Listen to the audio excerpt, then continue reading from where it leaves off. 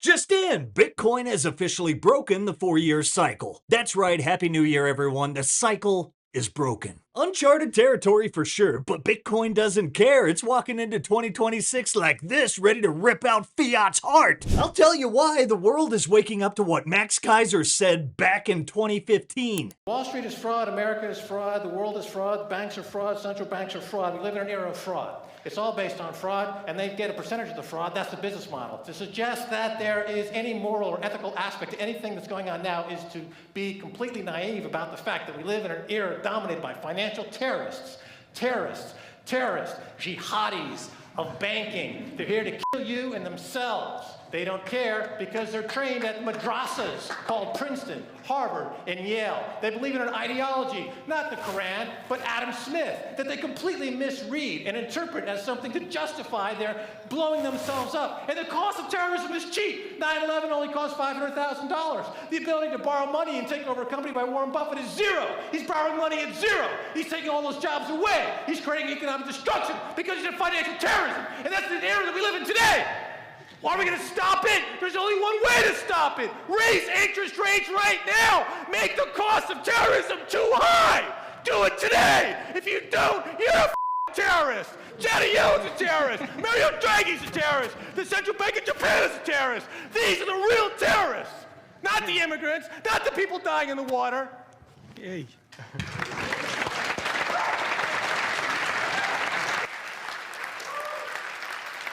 And guess who can't raise rates anymore? The people can see it, and it's becoming common knowledge that America is being eaten alive. Sachs, a year from now, what will happen in relation to what we've seen in Minnesota? Well, I hope that there will be a serious investigation. I hope that there will be indictments. I hope there will be deportations, hopefully massive amounts of deportations. And I hope there'll be impeachments of some of these officials who let the fraud happen. Ooh, So love it. the Okay. country is being eaten alive, it feels like, by fraud. Government funds are being stolen. Votes are being stolen. I believe elections are being stolen. And it all comes from the fact that the party of government doesn't really care where the money goes. It's all just patronage to them, whether it's to Somali daycares or whether it's to this high-speed rail line that doesn't have one piece of track laid. I mean, how much has California wasted on that? Yeah. Or $24 billion to the homelessness, only to see the homeless population increase. Look, these politicians don't care how the money is spent at all. All they care about is rewarding their supporters. That's the whole game. And then those supporters round trip a portion of the ill-gotten gains they've gotten from the government back to those politicians. That's the whole game. And then when the whole thing blows up because it's just so corrupt and inefficient and so absurd, what do? They try to find productive people to scapegoat. And they say that billionaires are your problem. They'll blame billionaires for that, or they'll blame the tech community. Look, the startup community or the tech community is one of the, I'd say, last extremely well-functioning parts of American society, but they don't control it yet. And so that's what the politicians will do, is they will try to find scapegoats to expand their control and expand the size and scope of the corrupt system that they're running. And if you want to know why Bitcoin is set to explode in 2026, look no further than the morons stealing from the populace. And here, breaking, the biggest print of our lives is about to smack us in the chops. And joke's on them. We're into that. Thank you, Jerome. I'll have another. And if you think accountability is coming to the fraudsters, you got another thing coming. Because they're all in on it, and we have the receipts. Bad news for the statists and fiat overlords. The peaceful revolution is about to be unleashed on a scale never thought possible. Buckle up, get ready for a fistful of freedom. Happy New Year. Let's get this party started, shall we? Send it.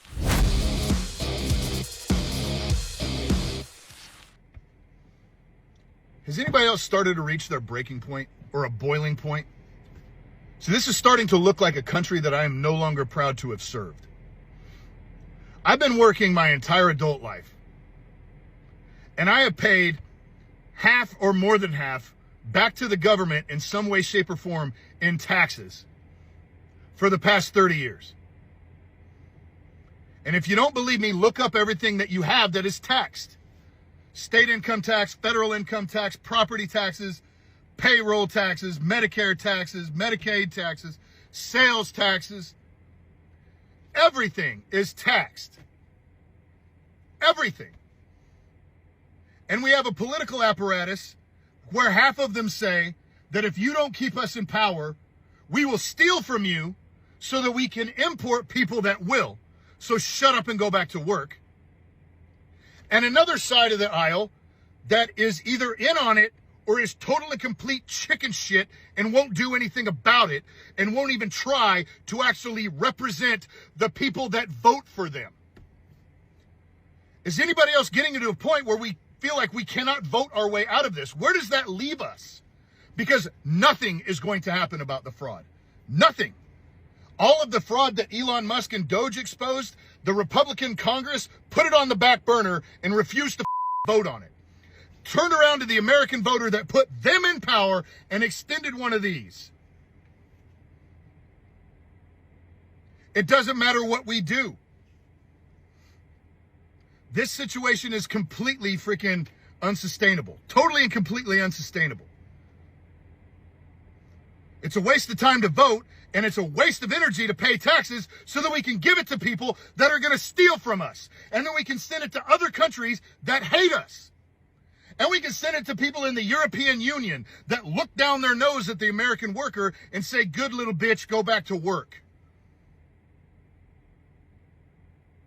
It's putting us in a helpless situation, and I don't think the people in Washington living in that bubble realize the anger that is fuming outside of the borders of that city.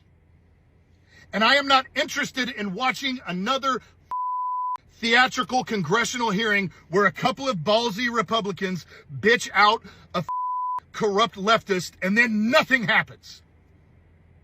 Accountability and a tax strike is what needs to happen. Veterans are losing pride in America, and I think everyone is at this point. Voting harder won't do it, despite what the TV may think. Let's watch this real quick, and then I'll explain their obvious slant and total neglect of the truth. Here we go. This scandal is totally appalling, but it is also unsurprising, and that's because it's a microcosm of what ails the Democratic elites. That's our Why It Matters segment for the night. The latest revelations join others in which suspected Somali fraudsters stole more than $9 billion in federal funds from 14 state-run agencies dating back to 2018. Somali Americans make up 89% of the defendants charged. The absolute scale of the fraud just beggars belief. Where were the spot checks? Where were the officials? It seems totally impossible that the Democratic leadership was not somehow in on this. Just think about how outrageous this is. You are wondering whether you can afford to have another child because childcare is so expensive. Meanwhile, a group of Somalis in Minnesota got $110 million for childcare centers that don't exist. You can't afford to buy a home, but 100 Somalis spent millions on luxury properties, millions of your taxpayer dollars. You're paying $30,000 a year for terrible health care, and they got millions for healthcare centers that they never opened for patients that they never serviced. But the fraud is a microcosm of an illness that plagues our political elites, especially on the left. More broadly, everybody comes before you.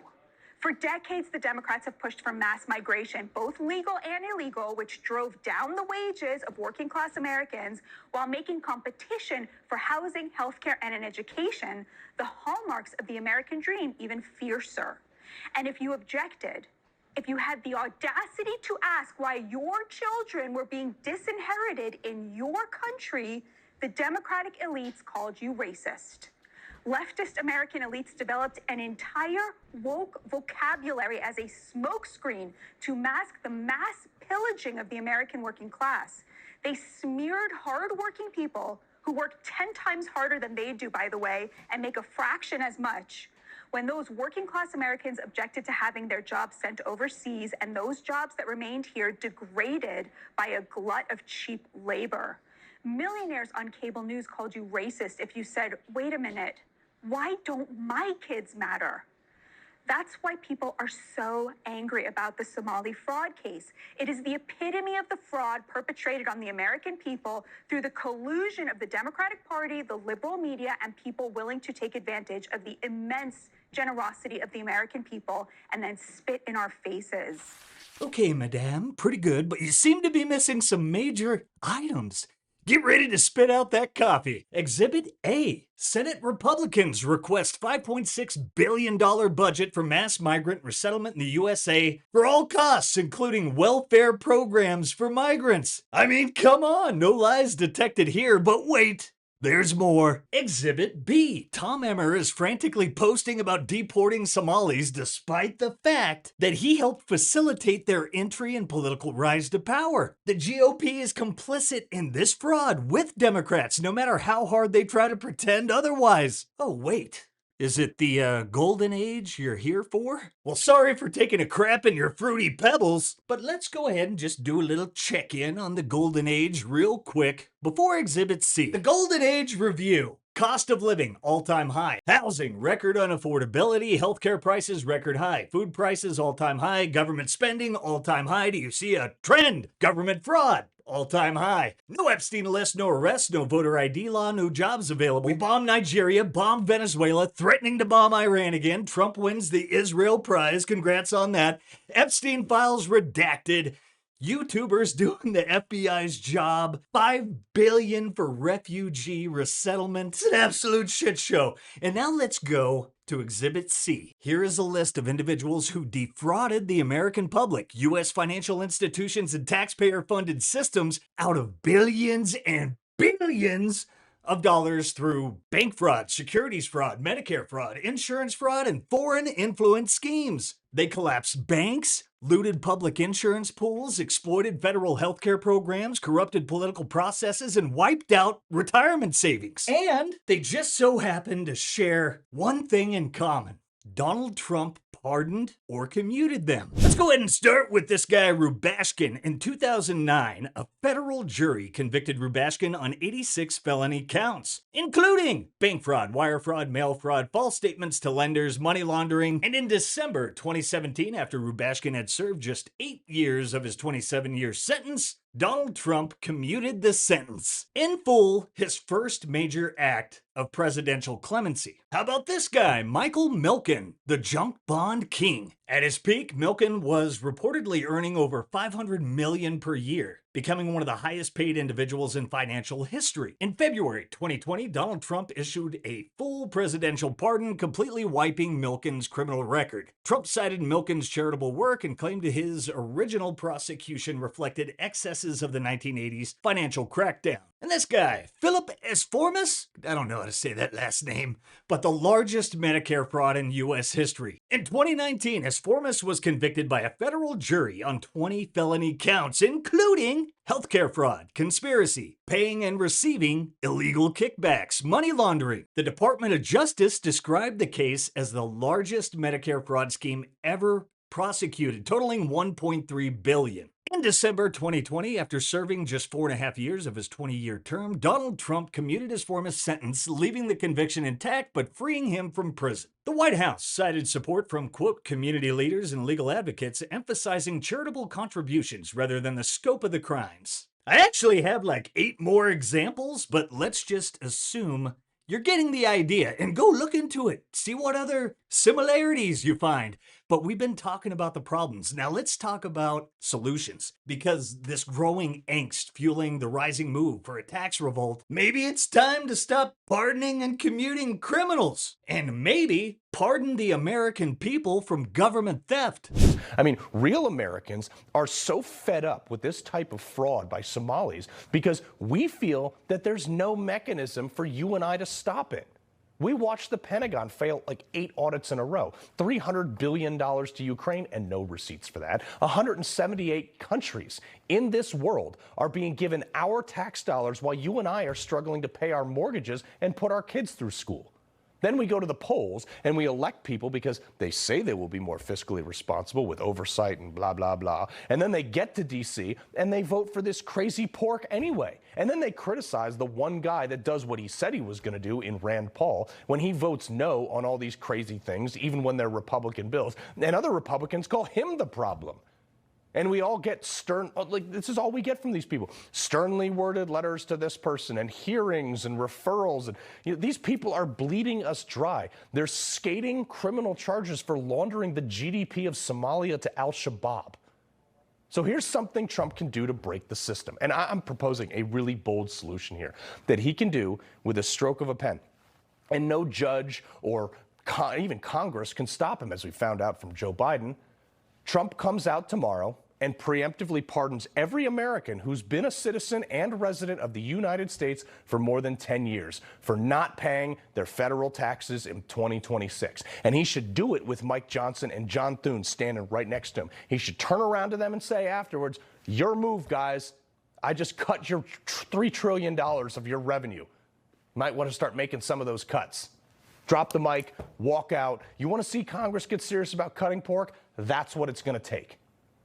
One thing will be for certain, once again, proving that Trump sees how frustrated we the people are. Here's the truth, and we are very near that number of fraud and beyond. Be sure to check out yesterday's show if you haven't. We deep dived into some of the Minnesota and beyond. But if you cut 1.5 trillion in fraud, you could exempt all income tax up to $200K. Regardless of whatever these corrupt den of vipers and thieves decide to do, Bitcoin wins. Here's the sign of things to come. On the final days of 2025, banks pulled $74.6 billion from the Fed's standing repo facility, backed by treasuries and mortgage bonds. This was the largest single day usage ever since COVID. That is not emergency QE or money printing per se. What we're seeing is a year-end funding squeeze. Something that happens almost every December. Banks often reduce private borrowing at year-end to make balance sheets look clean. What matters is what happens next. When year-end funding stress shows up like this, the Fed usually stays flexible in the months coming. They avoid tightening too hard because they already see where the pressure points are. That means less chance of aggressive tightening, more comfort with rate cuts or easy liquidity in 2026. Lower risk of sudden funding shocks. For markets, this is important. When the Fed quietly supports funding at the edges, risk assets usually benefit over time. This is not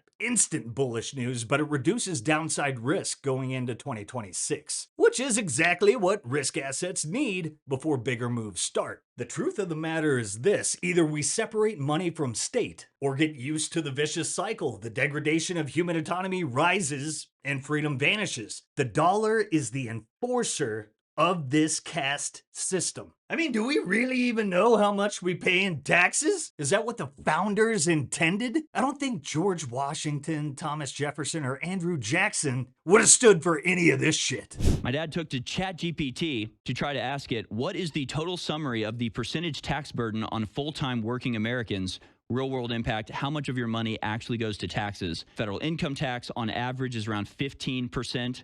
Social Security and Medicare, employees contribute 6.2% of their wages, 1.5% to Medicare, totaling 7.65%. You've got income taxes, you've got sale taxes, you've got property taxes. In 2022, the Organization of Economic Cooperation and Development reported that the overall tax burden on a single worker in the U.S. with pre-tax income of $70,000 was around $21,000, amounting to 30% tax, so 30% of your money. So if you work for an entire year, that means you're working from January 1st until, the end of March, basically, for somebody else. And then you get to work for yourself. You're working for the tax man for 3 months out of the year. Well, 4 months. Well, 30%, a third of the year, 4 months. Sorry. So the end of April. When analyzing the tax burden on American workers, it's essential not just to consider direct taxes, but hidden taxes embedded throughout the supply chain. So the direct taxes on income can get up to 30 or 40%, but then the embedded taxes in the goods and services that you pay for, since as we explained with the beer, like everything you pay for is taxed and has been taxed over and over again every step of the way throughout the supply chain. So that could really get up to around 20 to 40%, meaning that the overall tax burden on your income, the money that you make and spend, is likely up around 60%. Okay, so the total estimated tax at the end, so you've got sales tax at the final purchase, you've got all of the taxes, because remember, it's like property tax and then payroll taxes, excise taxes, regulatory fees, tariffs, import duties. All of these things are factored into the price you're already paying for the product. You pay tax on top. I think you get that. And then you have inflation as a hidden tax that accelerates everything even higher. But even leaving that to the side, Here are the components. Direct taxes on income, 30 to 40%. Taxes embedded in goods and services, 20 to 40%. Sales tax on final purchases, 0 to 10%. And then the inflation impact is variable and often underestimated. Final estimate, when considering all taxes and inflation, the real-world tax burden on an average full-time American worker can range from 50 to 70% of gross income. Just know, when we're talking about these hundreds of billions of dollars being handed out to God knows who to do God knows what with, we're talking about at least half of your money going towards funding that. At least half of your money, likely more like 3/4 of your money, or 70% of your income, is stolen directly from you by the government, who is, through a few series of, a couple degrees of separation, holding a gun to your head to get it. Yeah, you don't have a choice to pay taxes. They'll throw you in a concrete box if you don't. So they're robbing you for half of the money you make, at least. And that's the average American. That's not the higher end that pay the big chunk of taxes. That is a $70,000 income level is paying 50 to 70% of their money in taxes when it's all added up. You wonder why we're so broke. The solution was born on Jan 3, and this January 3rd, Chancellor isn't the only one seeking a bailout. It's systemic. We're about to bring it home today. But remember, self-custody is the revolution. Before we hear from the greatest statesman of our lifetimes making the case for Bitcoin, look at our likes. 3 or 4 times, maybe. I gotta pump those numbers up. Those are rookie numbers in this racket. Let's take a quick second for our sponsors who keep this show on the air over at the Bitcoin Way. If your wealth lives in their system, it's not yours, it's theirs. That's why we scream Bitcoin. That's why you self-custody. And that's why you call our friends over at the Bitcoin Way. They'll walk you through multi-sig, self-custody, privacy, how to run a node, and the tools that keep you sovereign when the fiat system pulls the plug. Don't wait till it's too late. Book a free 30-minute consult today using that link in the show notes. Need cash but don't want to sell your Bitcoin? Ledn is the global leader in Bitcoin-backed loans, issuing over $9 billion in loans since 2018, and they were the first to offer proof of reserves. With Ledn, you get custody loans, no credit checks, no monthly payments, and more. Visit learn.ledn.io/simply to learn more and get 25 basis points off your first loan. Hello, everybody, and thank you for tuning in to the weekly report. To make America great again, separate money and state. Delivering emergency price relief for American families and defeating the cost of living crisis is the title of one of the many executive orders President Trump issued in his first week back in the Oval Office. This executive order directs federal agencies to deliver emergency price relief to the American people by reducing federal regulations that increase the cost or limit the supply of health care, housing, energy, and other goods and services. Repealing regulations is an effective way to reduce costs and increase supply in the affected industries. However, the price increases caused by regulations are sector-specific. Economy-wide price increases are caused by the Federal Reserve. Widespread price increases are the result of inflation. Inflation occurs when the central bank lowers interest rates by increasing the money supply. In his remarks by video on Thursday before the World Economic Forum's yearly meeting in Davos, Switzerland, President Trump said he would soon meet with Federal Reserve Chairman Jerome Powell to demand the Fed cut interest rates in order to help Americans cope with high prices. Pumping more money into the economy may give some consumers a temporary boost in purchasing power, but a long-term effect of the cut will be further erosion of most Americans' standard of living as the influx of new money causes the dollar to lose value. The short-term benefits of any increase of the money supply and reduction in interest rates are mostly felt by the well-off since they receive the new money before other Americans. So they enjoy increased purchasing power before the Fed's inflationary policies cause prices to rise. Interest rates are the price of money. As with all prices, interest rates inform market actors about the market conditions. When the central bank manipulates the interest rates, it distorts the signals sent to the market actors, causing misallocation of resources. The result is a bubble that produces a short-term boost in employment and income. However, the bubble will eventually burst, causing a recession. Just as middle and lower income Americans suffer most from the Federal Reserve-caused price increases, they are the primary victims of the Federal Reserve-caused recession. The best thing Congress and the Federal Reserve can do when a bubble bursts is let the recession run its course. Recessions are necessary to remove the distortions caused by the Federal Reserve's easy money policies. Of course, Congress and the Federal Reserve refuse to take the sensible, though politically difficult, path. Instead, they set the stage for the next bubble via the stimulus spending and low interest rates. President Trump claims he knows more about interest rates than does Federal Reserve Chairman Jerome Powell. Whether or not President Trump's experience in real estate development, a business that is very sensitive to changes in interest rates, makes him more of an expert on interest rates than Chairman Powell is beside the point. No politician, bureaucrat, or central banker can know the correct interest rate.